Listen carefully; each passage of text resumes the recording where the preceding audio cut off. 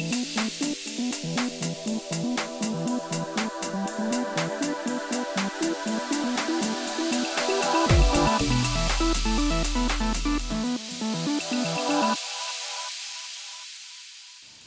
and welcome to the BDMS Wellness Clinic. I'm Dieter Burkhardt and it is my privilege to bring to you a special clip we're calling Ask the Experts. Today we're joined with Dr. Thanupon Virunhakarun, Chief Operating Officer of the BDMS Wellness Clinic.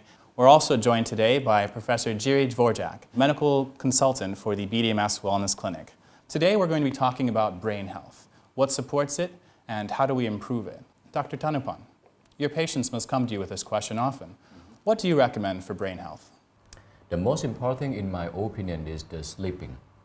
Because, when the bodies have the problem, you can exercise, you can do a lot of things, but when the problem is happen with the brain, the most important in my opinion is you should have a very good quality of sleep. 8 to 9 hours a day.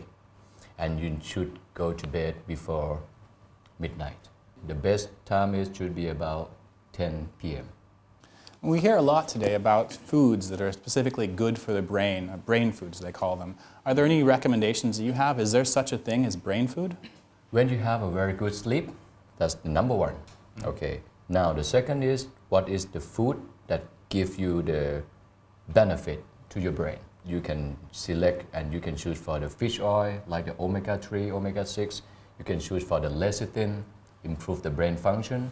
You can choose for the acetyl-L-carnitine. It's helping the brain to, circulate and, the brain function more. So this is a thing that you can find more information. But yeah, if you're asking me 1 or 2 or 3 things that help the brain, it should be the thing that I tell you. Great, thank you. I recommend to my patients 7 to 8 hours good sleep. I personally go to bed if I can, even with my very busy life, before 10 o'clock at the evening. Yeah, should be good. Every minute before the midnight counts like twice as much as after the midnight. Agree. For those who can arrange in their busy life, very important is the midday nap, power sleep. Power sleep. 7-10 minutes.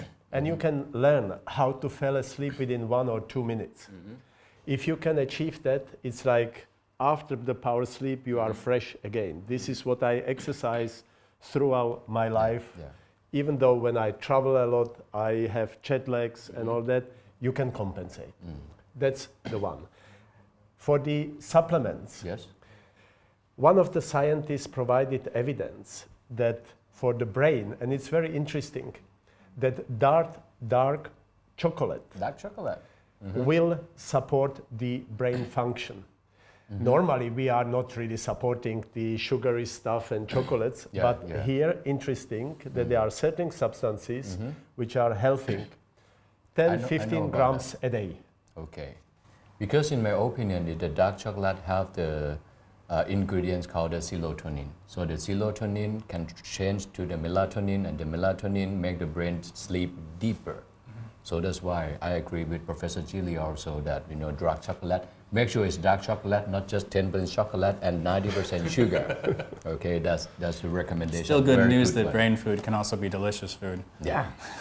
Well, thank you very much. Professor Jiří, you've been involved in over 380 research publications in your tenure as a professor of neurology and an expert in spine.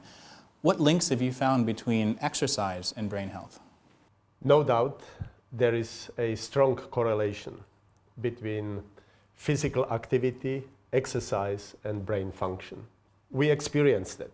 If we are performing regular physical exercise, we feel better, we feel alert.